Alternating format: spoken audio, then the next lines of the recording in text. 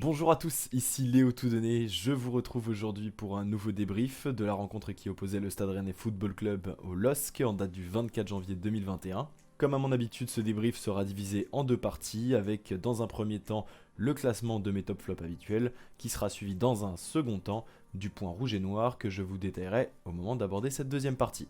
On est parti tout de suite pour les top flops. Alors, côté top aujourd'hui, j'ai décidé de nommer deux joueurs, Jérémy Doku et Eduardo Camavinga. Côté flop, j'ai rempli les trois cases et j'ai désigné Gersino Niamzi, Steven Nzonzi et Adrien Truffert. Alors, je vais commencer par Jérémy Doku en disant que c'est très certainement selon moi l'homme du match côté rennais. Il a montré dès l'entame sa capacité à vite se projeter vers l'avant. D'ailleurs, il n'y aura fallu que 15 secondes pour se mettre en évidence avec un premier centre qui a conduit à la première frappe du match de Mawassa. Par la suite, il a fait preuve de beaucoup d'explosivité, de percussion et de lucidité dans ses choix. Il y a eu quelques incompréhensions avec Traoré, dont deux en première mi-temps et une en deuxième si je me souviens bien, mais dans l'ensemble, leur entente elle a été très fructueuse. La quasi-totalité d'ailleurs des offensives venait de leur côté. Il a également fait beaucoup souffrir Renildo en le poussant de nombreuses fois à la faute avec des dribbles incessants, et puis cette stat assez intéressante, 9 dribbles tentés pour 7 réussis, donc côté offensif on sent que ça se décante vraiment pour Jérémy Doku. Sur un plan plus défensif, il a montré à nouveau qu'il était capable d'être un vrai soutien au milieu de terrain. Que ce soit à la suite d'une perte de balles de sa part ou bien d'un partenaire, il était constamment présent au pressing sur les milieux et les latéraux lillois, que ce soit dans leur phase de relance ou de construction. Sur le reste, il manque tout de même encore de lucidité, je trouve, sur son avant-dernier geste, où il doit globalement toujours faire un peu mieux, à l'image de sa passe en fin de match, après un bon travail de récupération et de débordement. Mais sur le reste, voilà, il ne manque définitivement plus qu'un but à Jérémy Doku pour qu'il se mette complètement en confiance. Mais si on occulte ses statistiques de buts ou de passes décisives, il a un impact considérable depuis maintenant plusieurs matchs sur les phases offensives rennaises. On va maintenant parler de mon second top, Eduardo Camavinga. Bon, pour commencer, on va tout de suite crever cet abcès un peu frustrant, au même titre que Doku, il s'est fait maltraiter par les Lillois, mais monsieur l'arbitre Eric Vatelier n'avait pas l'air d'être plus impressionné que ça pour sortir des cartons, alors que selon moi les images elles sont formelles. Mais je vais faire preuve de retenue concernant ce traitement de faveur et je vais dire que les actions elles sont certainement compliquées à siffler à vitesse réelle, mais voilà, il semblerait que la situation se soit répétée, et j'ai tout de même le sentiment qu'il a fermé les yeux sur pas mal de choses, mais bon. Passons à autre chose. Sur sa performance globale, Eduardo, il a, selon moi, réalisé une grosse partie avec une activité impressionnante au milieu de terrain qui a été couplée à une vraie propreté technique, tout en essayant de se porter constamment vers l'avant. Comme ce que j'ai dit avant, les Lillois, ils semblaient avoir réservé un vrai traitement pour lui, après avoir constaté certainement qu'il revenait bien en forme depuis plusieurs matchs dans ce nouveau dispositif en 4-2-3-1. Il a subi une quasi-dizaine de fautes et pas des moindres. On peut d'ailleurs noter un gros mental de sa part parce qu'il s'est jamais sorti de son match et il a continué son travail qu'il a vraiment réalisé très proprement. Défensivement, il a également été très intéressant avec plusieurs interceptions et récupérations qui ont débouché sur des phases offensives non fructueuses mais très intéressantes également. Mais ce qui m'a vraiment plu dans sa performance, au-delà de ce que j'ai déjà pu dire, c'est sa capacité retrouvée à casser les lignes par ses passes et ses mouvements. On a pu le voir d'ailleurs à plusieurs reprises trouver Clément Grenier dans cet espace entre la ligne défensive et le milieu à 4 des Lillois, qui était pourtant bien cadenassé par les joueurs de Christophe Galtier. Ça n'a pas payé par la suite malheureusement étant donné les difficultés offensives qu'on a rencontrées, mais ça reste je trouve très prometteur pour la suite de voir Camavinga réaliser une performance comme celle-là. On va maintenant s'arrêter sur les flops rennais de cette rencontre. Alors, je vais commencer par Gersino Niamzi, qui a à mon sens complètement raté sa rencontre. Je l'ai trouvé catastrophique à la relance avec un nombre de passes manquées assez incompréhensible. Il est selon moi d'ailleurs le premier responsable de la situation de hors-jeu très litigieuse à la 23e minute où la VAR annule finalement le penalty. Alors certes, Haggard se fait devancer et manque son retour, mais il fait le pas dans un premier temps que Niamzi ne fait quasiment pas pour mettre complètement hors jeu Jonathan David. Comme l'a dit Clément Gavard, je pense qu'on peut réellement remercier la nouvelle géométrie du football parce que le hors jeu il est quasiment impossible à constater. Le match de Gersino Niamzi ne se résume pas forcément à plus que ça malheureusement, il a touché 73 ballons et c'est pas illogique quand on regarde les statistiques de possession. Mais sur le reste, j'ai rien à retenir de positif de son match, si ce n'est son sauvetage in extremis devant Iconé à la suite d'un beau mouvement de fixation et de décalage des Lillois. Sur le reste, c'est vraiment ces difficultés dans les relances qui m'ont beaucoup dérangé avec beaucoup de transmissions assez simples ratées et qui ont conduit à des incursions très dangereuses des Lillois qui ont été rattrapées derrière notamment par Romain Salin. Concernant maintenant Steven Nzonzi, il a de nouveau touché beaucoup de ballons, certes, mais la conclusion que je tire assez rapidement, c'est qu'il n'a quasiment eu aucun apport offensif. Alors, c'est pas forcément ce qu'on lui demande, mais même dans son travail de projection, ne serait-ce que pour couvrir une éventuelle perte de balle et donc apporter de la présence immédiate au milieu de terrain, je l'ai pas vu et pourtant, j'ai regardé attentivement. Mais le point noir de sa rencontre, c'est le nombre de transmissions simples qu'il a ratées qui ont elles aussi débouché sur des situations lilloises tellement dangereuses. Les statistiques, elles sont d'ailleurs un peu représentatives de ces faits-là, hein. 68% de possession pour les Rennais, 32% pour les Lillois, mais autant de tirs cadrés. Personnellement, voilà, moi je pouvais en conclure, et ça s'est confirmé après le revisionnage, que les Lillois ils jouaient sur nos erreurs et ils le faisaient très bien.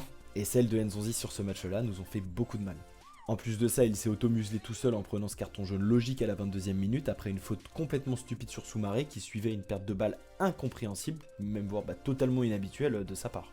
Et puis je note aussi une passivité défensive assez questionnable en fin de match. Certes, on prend en compte quand même les efforts qui ont été fournis, mais tout de même sur Iconé qui amène la situation que j'ai décrite plus haut avec le sauvetage de Niamzi.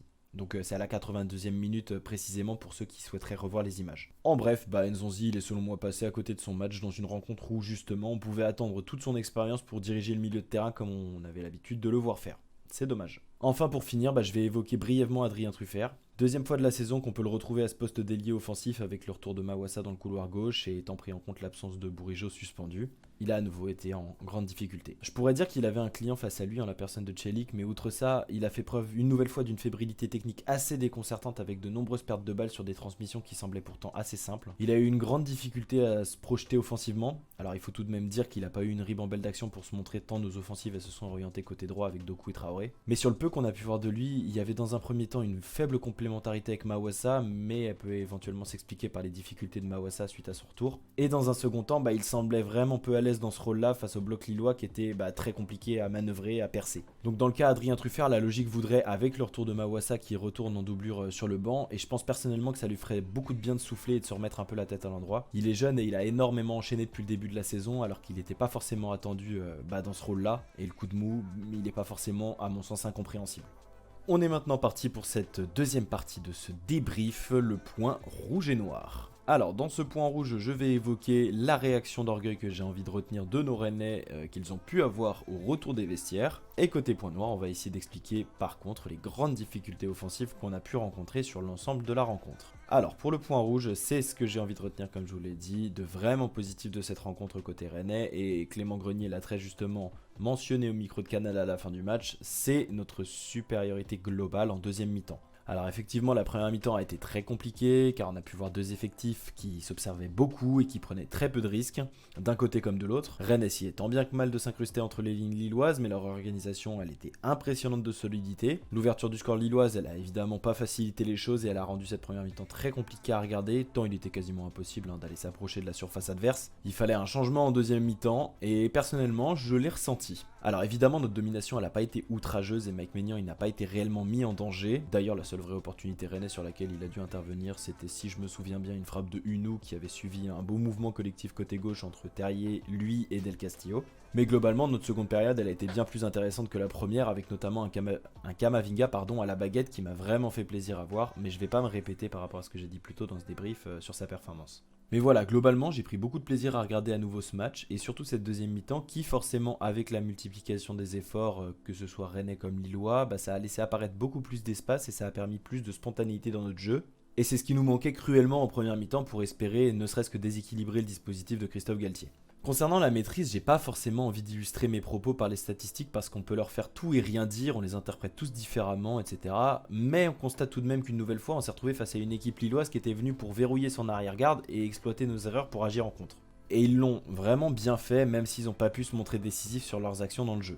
Pour finir, du coup, ce nouveau débrief, on va passer au point noir, qui est l'ombre de la maîtrise globale rennaise que j'ai pu évoquer précédemment, c'est-à-dire cette incapacité qu'on a eue à se montrer dangereux aux abords de la surface. Alors ça va en contradiction avec le point rouge qui évoquait la maîtrise globale des Rennais en deuxième période, mais il faut tout de même souligner qu'on a été en grande difficulté pour mettre en danger Mike Maignan. La statistique, elle est pour le coup très parlante, 11 tirs côté Rennais et seulement 2 frappes cadrées, et il me semble que les 2 frappes cadrées dont je me souvienne soient celle de Mawassa dès l'entame du match et celle de Hunou en fin de rencontre. Sur le reste, j'ai cherché, mais j'ai pas retrouvé. Alors comment est-ce qu'on peut expliquer cette impuissance? Est-ce qu'on doit tout de suite remettre en cause le dispositif de Julien Stéphan ou les joueurs qui le font fonctionner? Bien évidemment, à mon sens, la réponse, c'est non. Il y a 2 points très importants sur le plan individuel qui, je pense, expliquent grandement ces difficultés offensives et ça concerne Martin Terrier et Adrien Truffert. Martin Terrier, il n'a pas démérité pendant ce match qui a été très compliqué pour lui. Il s'est retrouvé de nombreuses fois esselé face à la charnière Botman et Fonte qui, rappelons-le quand même, compose la deuxième meilleure défense de notre championnat. Et il a également été très dur à trouver entre les lignes, conséquence, je pense, d'un dispositif bien mené par Galtier pour museler les espaces entre ces fameuses lignes. Le jeu il s'est donc naturellement déporté sur les côtés, majoritairement à droite pour nos offensives rennaises, pour ensuite déboucher sur des centres, mais qui ne laissaient aucune opportunité à Terrier de s'exprimer, étant donné les qualités défensives aériennes indéniables de la défense lilloise.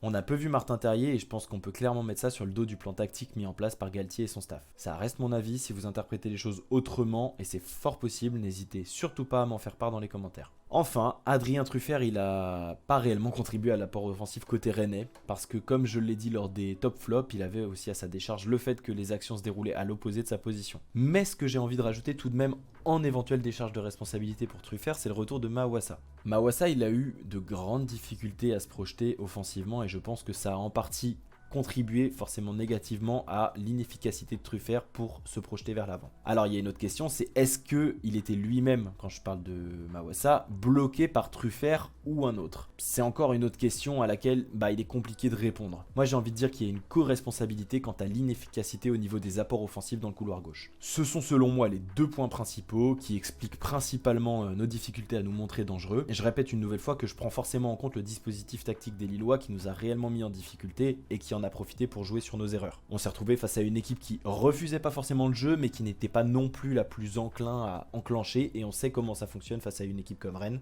On se retrouve très souvent à bégayer avec le ballon dans les pieds parce qu'on ne sait pas forcément quoi faire face à un bloc solide individuellement et bien organisé collectivement.